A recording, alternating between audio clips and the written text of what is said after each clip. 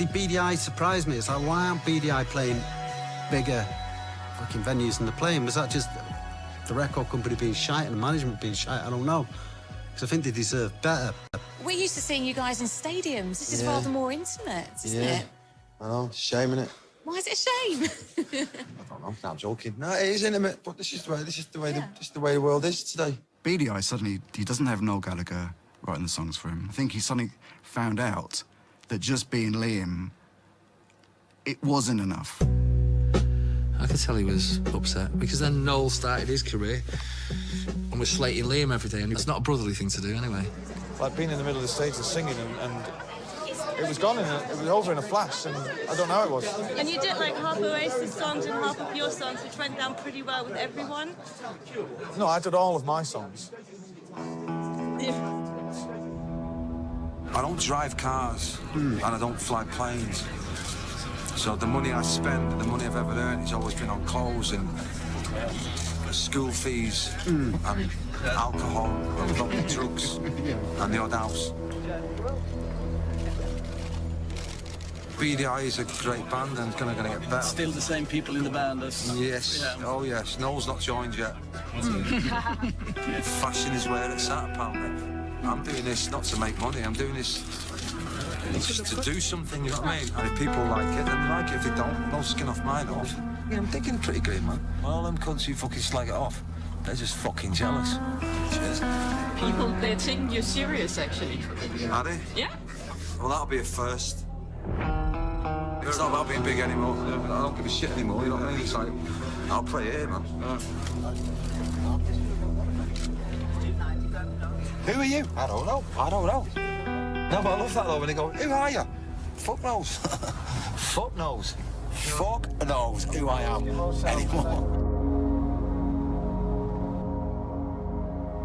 He'd gone in, made the second BDI record, which I thought was a really strong record, but through a bunch of, you know, unfortunate circumstances, the band had pretty much fallen apart, literally as they were about to promote it, so the record didn't have a chance. I just thought, you know what, people don't want it. For some reason, it's not connecting. I just think maybe the name, or maybe it was too soon after the Oasis, so... And obviously there was a lot of stuff going on in my personal life. I thought, well, this ain't good, you know what I mean?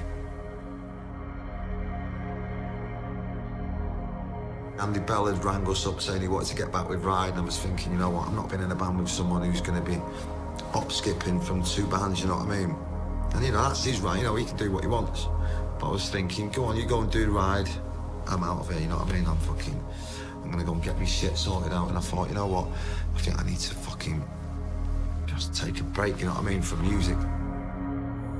It's hard for him to accept that. I think that was the first time in his life that it didn't work. So that was like, fucking hell, this is the first time in 20 years or whatever that I'm without a band. I was going, fucking, what am I going to do now, man? No band, no songs, no niche. Something dodgy could be around the corner, you know what I mean? And you got to just fasten your seatbelt a little bit and just ride the wave, you know what I mean, and see where it takes you. Nicole split with former Oasis frontman Liam Gallagher. He was very down and fed up with himself, and he definitely was, yeah. The divorce isn't in private, it's very public, and it plays out in front of world's media. That hurt him a bit. Lawyers morning, noon and night, you know what I mean, in and out of court, sort of mopping up the milk that I've spilt. The media give him an awful time out. You seen your daughter yet? They never wrote anything good about him. Noel and the press, in conjunction, put the boot into him, and the music press had written him off. And with all the troubles in his private life, he was pretty much at the bottom. All right, Cocker, on the bus, the magic bus, on the way to Brussels. Sometimes when you're in a band, you're in a bit of a bubble, aren't you? You know what I mean? The real life sort of going on around you, but you're not kind of connected to it. And this time, the bubble had been burst, and it was like I'd landed into fucking reality, and the reality was not that good, you know what I mean? I just wanted to fucking hide in the corner and make sure the kids were all right and try and make sense of whatever was going on. There was one particular night where I was just on Twitter and I could just see these tweets from Liam, 50 tweets in one night, rambling at the world, but they were just pretty angry and sad and lost. So I texted him, "You all right?" "I'm a fuck all right," you know. He's like, fucking this. And I was just, "Do yourself a favour, man, just put your phone down and stop tweeting, because it ain't nice to see. You're giving the fucking world ammunition to dig at you, man." It was awful, man. That wasn't the Liam I know. It was almost like a cry for help, you know what I mean? He'd text me in the morning, like 7 a.m, and I just thought, "You're drunk, go to bed." I haven't heard from him for 6 hours. The phone goes, "Where are you? Come to my house now." I went, "Oh, and bring a bottle of Jack Daniels." So I get to his house, he's like, "I need a private jet." And I'm like, "You what?" He goes, "Yeah, me and you are going somewhere." I texted Liam, "Are you all right, mate?" He says, "Yeah, Paul's getting us a plane and we're getting the fuck out of it." And I said, "Where are you going to go?" He goes, "Then I'll see how much fucking petrol the pilot's got, shall we?"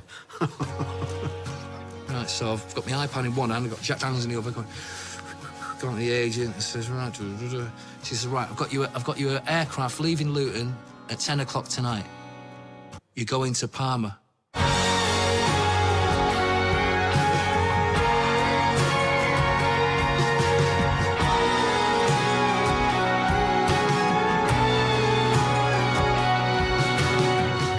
Circumstances have led me to being in one of the biggest and greatest bands ever, and when I left that, it's like, well, I'm not going to do another band, that'd be ludicrous, as most of Oasis found out when they started BDI.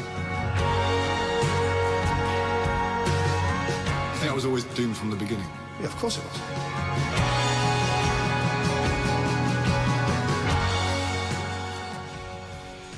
We've landed in Parma at midnight going, pitch black, where we going? I've got an overnight bag thinking I'm going to his house in London. And then we've called Bonehead, he's arrived the next day, and yeah. When I got out there was the initial, like, what the fuck's gone on, you know what I mean? And it was Liam's life at that moment, you know, it was shit. Day one, offered me coconut. He looked fucked, like really fucking tired. Going through a fucking divorce.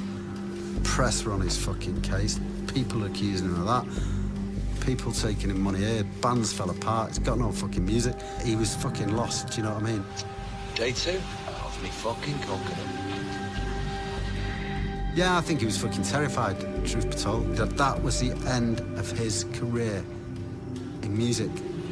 Day three, still offered me coconut. The three of us always, when we're together, we sort it all out. I mean, he needs his blowout, which is what it was. But then, you know, you've had your week away with your mates, you got to go home and face the music. Like Sesame Street. Do it, like Sesame Street. Debbie was the one. She was my inspiration. She was the one that was like, look, come on, fucking, you've not killed anyone. Come on, let's get back into the music, snap out of it, you know what I mean? Got the whole world in our hands. Come on, take a chance and start anew. I've always been aware of Oasis and of Liam, but I was never particularly an Oasis fan as such. I kind of never really paid much attention to it. Even now, sometimes I feel guilty when Liam's talking to me about songs that he's thinking about performing. I have to Google them and see which ones they are, but I'm learning. Thank God for Debbie, you know, what a person. For Liam, you know, them two together. But I think Debbie convinced Liam that he had to get off his ass and actually get up and pick your guitar up, you know, start writing. And Liam can write some fucking songs. As much as Liam said at the time he just wanted to move abroad, find somewhere, live a quiet life, I knew that if he did that, that would just be temporary anyway, because I knew that he would never be happy unless he was back singing and performing. Whenever he was off guard, he would pick up a guitar or he'd be singing. He just starts playing a few chords and then sees what comes out and then works on it from there. Records it on his phone, and then most people get to hear it when he's had a drink, basically.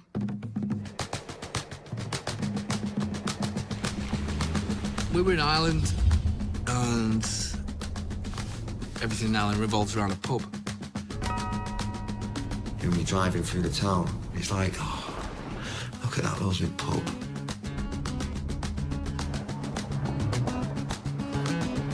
And you go, oh, Mum, I'll just be there in a bit. I'm just having a Guinness, you know what I mean? Like that. And you know what it's like. There's no such thing as having one.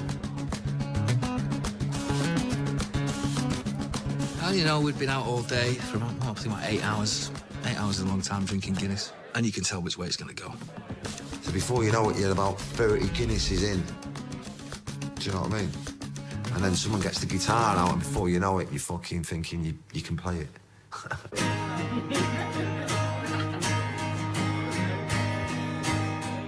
When he played, and everybody stood still, everything stopped. And everybody started taking things, you know, taking photographs of their mobile phones and stuff like that.